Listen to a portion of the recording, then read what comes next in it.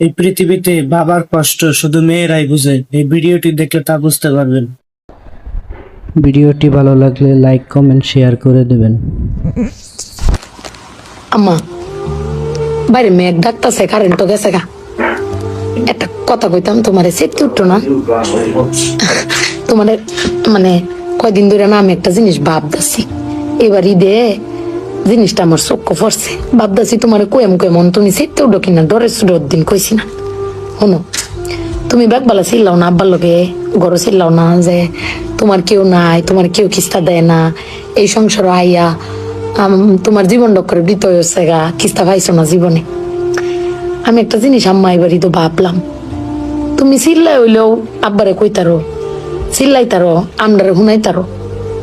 আব্বারে কিন্তু এই জীবনে কোনোদিন শুনছি না চিল্লাই কইতে যে আমার কেউ নাই, আমি কিচ্ছুই পাইলাম না এই সংসার করিয়া। প্রত্যেক মাসে আব্বাই কিন্তু সবকিছু করে যা, আব্বাই কিন্তু সবকিছু করে।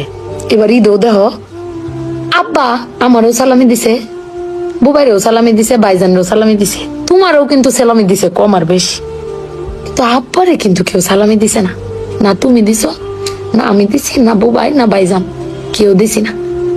আব্বার কিন্তু এটা লই আক্ষেপও নাই। কিন্তু একবার ভাগ্য দেখছো, তুমি চিল্লাইতারো কইতারো, আমি চিল্লাইতারি কইতারি, বুবাই ভাইজান বে চিল্লাইতারি আব্বার উপরে।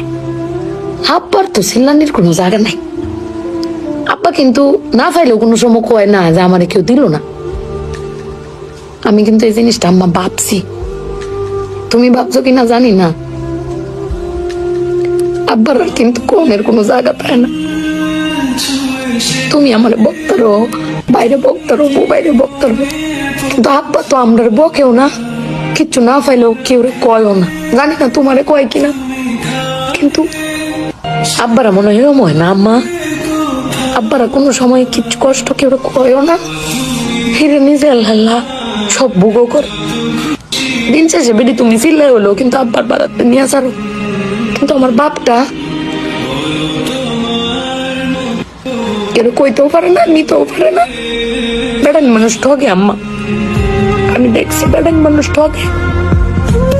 বেটান কইতারে তাও বেটানের কোয়ার জায়গা আছে, জামাই স্বামী বেড়ান কারে কইব। আব্বার লাগে পেট ফুরে আম্মা।